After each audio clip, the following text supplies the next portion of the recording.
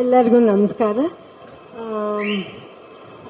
ಈ ಪಬ್ಬಾರ್ ಕಥೆನ ನಮ್ಮ ಧಿರೇನ್ ಮೂಲಕನೇ ಬಂದಿದ್ದು. ಆ್ಯಕ್ಚುಲಿ ಧಿರೇನ್ ಡೈರೆಕ್ಟರ್ನ ಕರ್ಕೊಂಡು ಬಂದು ಇವರಿಗೆ ಕೇಳ್ತಾರೆ. ಆ್ಯಕ್ಚುಲಿ ಎಲ್ಲ ಕಥೆನೂ ಧಿರೇನ್ ಅವ್ರಿಗೆ ಕೇಳಕ್ಕೆ ಹೇಳ್ತಾನೆ.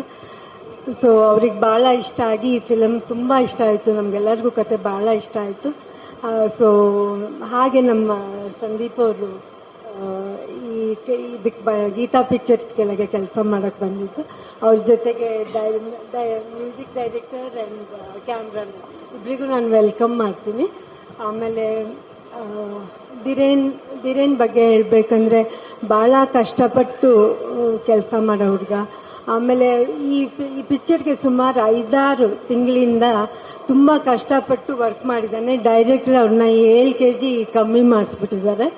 ಸೊ ಧಿರೇನ್ಗೂ ನಾನು 12 kg ಸಾರಿ. ಆಮೇಲೆ ಅಮೃತ ಅವ್ರಿಗೂ ನಾನು ವೆಲ್ಕಮ್ ಮಾಡ್ತೀನಿ. ತುಂಬ ಚಿಕ್ಕ ಹುಡುಗಿಯಿಂದ ನಾನು ನೋಡಿದ್ದೀನಿ. ನಮ್ಮ ಶಬರಿಮಲೆಗೆ ಅಣ್ಣನ ಜೊತೆ ಕೂಡ ಹೋಗಿದ್ರು. ಪ್ರೇಮು ಅವರು ಇಬ್ಬರು ಹೋಗಿ ಬಂದಿದ್ರು. ಸೊ ಅವ್ರ ಮಗ ಮತ್ತು ಮಗಳು ಇಬ್ಬರು ಬಂದಿದ್ರು. ಆಮೇಲೆ ಇನ್ನು ಅಮೃತಗೆ ಒಳ್ಳೇದಾಗಲಿ, ಇದರಲ್ಲಿ ಒಳ್ಳೆ ಹೆಸರು ಬರಲಿ. ಧಿರೇನ್ಗೂ ಅಷ್ಟೇ ನಿಮ್ಮೆಲ್ಲರ ಆಶೀರ್ವಾದ ಅವ್ರ ಮೇಲೆ ಮತ್ತು ಇಡೀ ಚಿತ್ರತಂಡದ ಮೇಲೆ ಇರಲಿ ಅಂತೇಳಿ ನಾನು ಕೇಳ್ಕೊತೀನಿ. ಈ ಚಿತ್ರ ಮೈಸೂರು, ಬೆಂಗಳೂರು ಮತ್ತು ಹಿಮಾಚಲ್ ಪ್ರದೇಶ್ ಮತ್ತು ಕೂರ್ಗ್ ಇದು 4 ಜಾಗದಲ್ಲಿ ನಡೆಯುತ್ತೆ. ಕತೆ ಹೇಳಬೇಡಿ ಅಂತ ಹೇಳಿದ್ದಾರೆ. ಸೊ ನಾನು ಹೇಳ್ತಾ ಇಲ್ಲ. ಇನ್ನೆಲ್ಲರಿಗೂ ನಮಸ್ಕಾರ.